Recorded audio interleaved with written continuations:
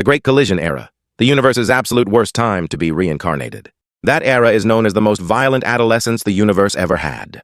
Galaxies were swallowing each other. Gas was being crushed under insane pressure. Stars were born in massive waves from these collisions and died in droves. The black holes at galactic centers were feeding like crazy, and even bigger ones merged together as galaxies slammed into each other, instantly releasing echoes, gravitational waves that rang across the entire universe. That wasn't a universe quietly growing up. It was a cosmic age of collapse, fire, and mergers. In the very beginning, the universe didn't have the tidy galaxy structures we see today. What formed first back then were mostly smaller, more primitive, and far less stable clumps. They were like loosely gathered piles of stars and gas, with blurry boundaries, chaotic shapes. Nowhere near as orderly as the big galaxies of today. But on the vast scales of the cosmos, under the long, slow pull of gravity, these little structures began drifting toward each other. And so began a long but violent era of cannibalism.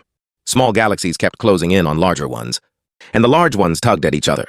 The whole universe was growing up, in the most primitive, most brutal way possible. Once two galaxies started merging, gravity would throw the stars' original orbits into chaos, stretching long tidal tails from the galactic edges, and whole clouds of gas would be compressed, twisted, and flung outward. This would take a once calm galactic structure, and over hundreds of millions of years tear it to shreds, and reassemble it. So the early universe didn't grow by slowly getting taller. It grew by eating, and specifically eating its own kind. Eventually, it slowly grew into the enormous galaxies we see today. But that's not even the scariest part. Every galaxy merger ignited a full-blown stellar storm. When two enormous gas clouds are squeezed together by gravity, the once diffuse gas collapses rapidly, and clusters of brand-new stars burst onto the scene all at once like a downpour. That's what we call a starburst.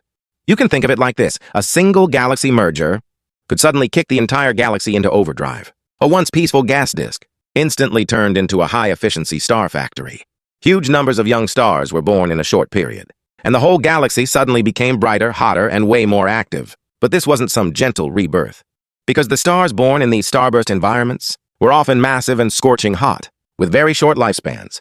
They'd blast out insane amounts of ultraviolet light, blow intense stellar winds, and then, after just a few million years, go supernova. In other words, galaxy mergers didn't bring prosperity. They brought a very violent, very short-lived boom. This kind of environment wasn't exactly gentle toward life. If all of that wasn't dangerous enough, the scariest thing was actually lurking at the center of the galaxy.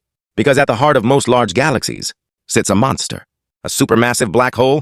When two galaxies start merging, their black holes move closer along with their host cores. And under gravity, they form a binary black hole system. Over time, they keep losing orbital energy, whirling around each other faster and faster, closer and closer, until they finally slam together. It's not a collision in the usual sense. It's two regions of extremely warped space-time, merging deep in the cosmos into an even larger abyss. And in the final stage of their merger, they release incredibly powerful gravitational waves, so strong they send ripples through the very fabric of space-time. Events like these are among the most violent, most extreme mergers in the entire universe. That was the true dark heart of that era. So if you could turn back time, you definitely don't want to try out that version of the universe. Otherwise, your Earth survival account will get permanently deleted.